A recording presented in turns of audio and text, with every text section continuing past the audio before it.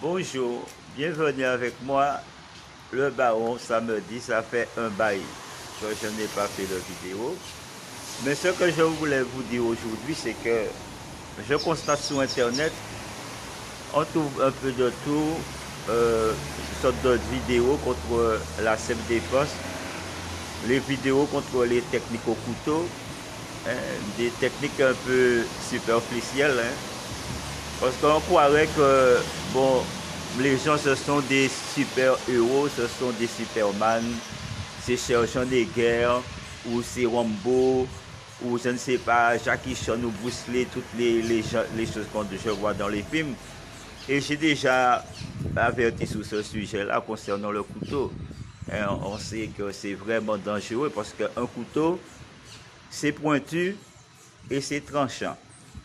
Donc il y a un double épais, tranché, piqué. Donc ça veut dire que même si vous apprenez la self-défense, ça ne veut pas dire que vous allez pouvoir peut-être vous en sortir. Idem. Hein, quand je dis idem, ça veut dire sans blessure, sans une égratignure, sans rien du tout. Donc il ne faut pas, parce que vous pratiquez la self-défense non plus, qu'il faut vous prendre pour je ne sais qui, pour un beau bien. Donc c'est pour cela que je le dis, parce que je vois déjà plein de techniques de self-défense. Par exemple, quelqu'un vient, tu fais un petit coup comme ça, la personne tombe comme ça. Donc on n'est pas non plus dans un film de Jackie Chan. Et même dans les films de Jackie Chan, je ne vois pas ça non plus. On voit que quand même Jackie Chan s'entraîne très durement pour se venger et tout et tout. Donc c'est ce que je voulais dire quand même. C'est vrai que ça fait longtemps que je n'ai pas fait de vidéo non plus, hein, de martial dance. Hein, martial dance. Ça fait un moment. Mais je suis désolé parce que je n'ai pas encore trouvé un endroit sûr pour le faire.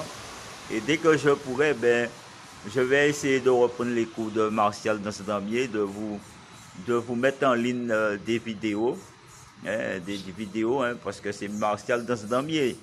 Hein, quand je dis damier, c'est pas, il y a le damier qu'on danse et puis moi, comme je disais, c'est la partie technique martiale.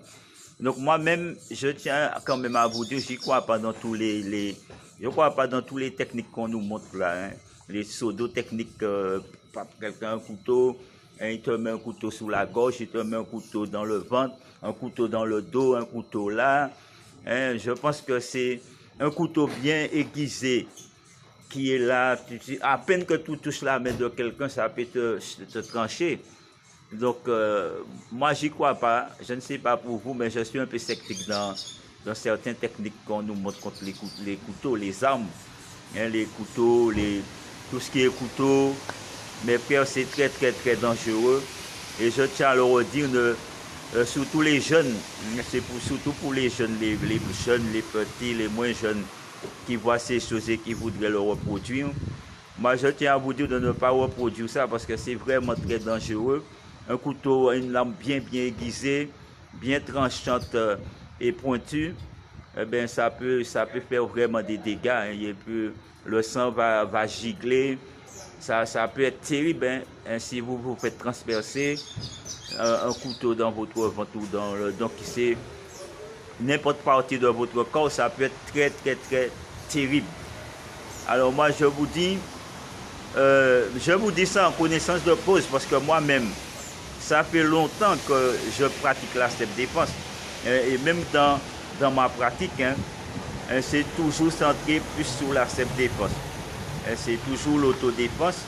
Et c'est pour cela quand je vois les techniques contre le couteau, il y a plusieurs couteaux.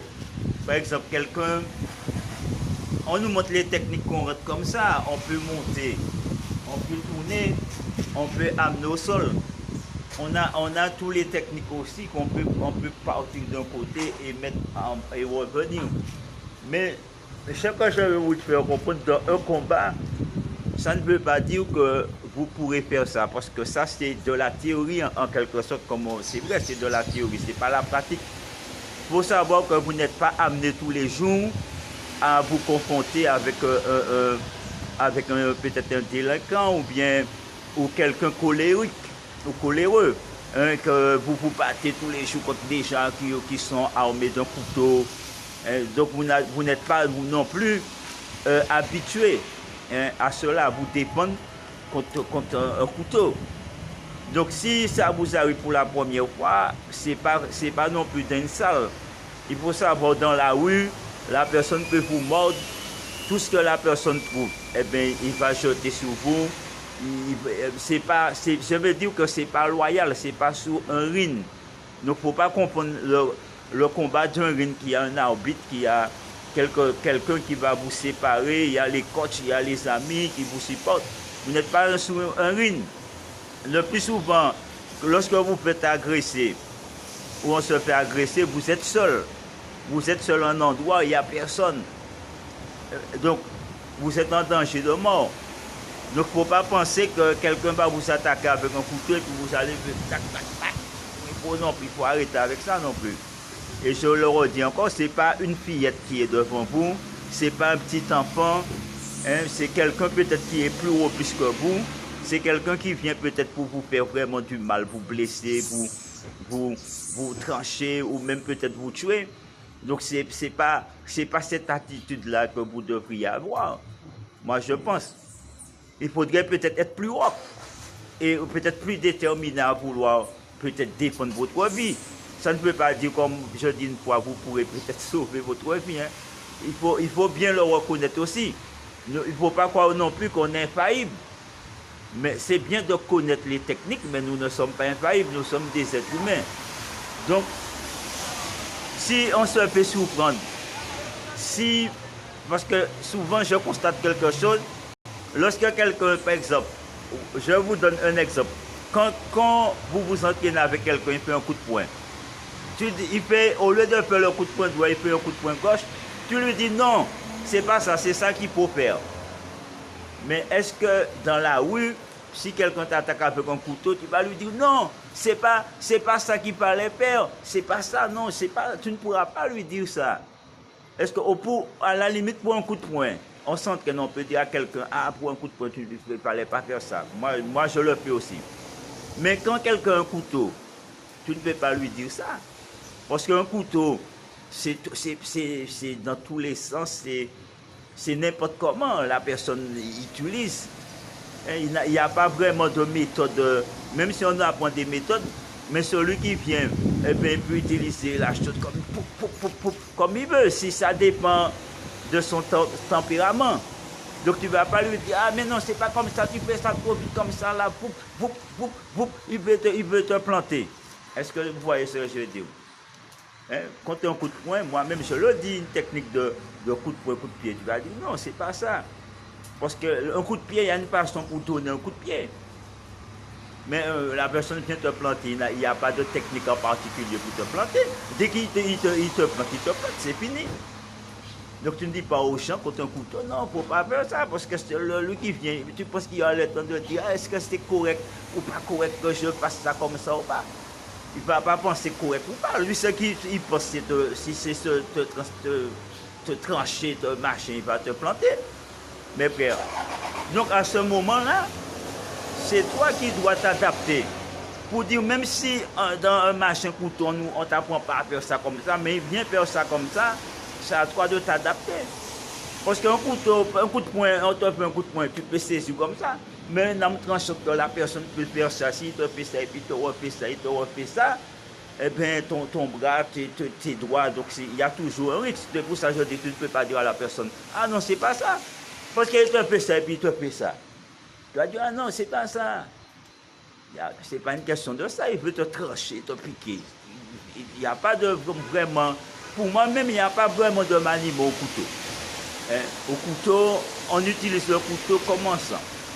Hein? Après, il y a une façon peut-être de se mettre une position peut-être. Je pense si l'autre a un couteau aussi. Mais après, il n'y a pas vraiment de maniement. Quand tu te bats contre quelqu'un, c'est de sauver ta vie.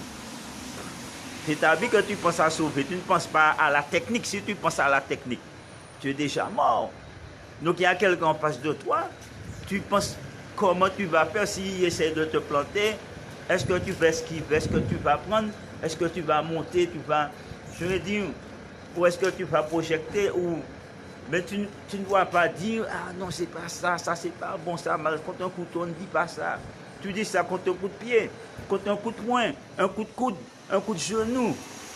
Parce qu'on sait que les techniques de coup de poing, c'est efficace si c'est vraiment machin, les coups de genou aussi.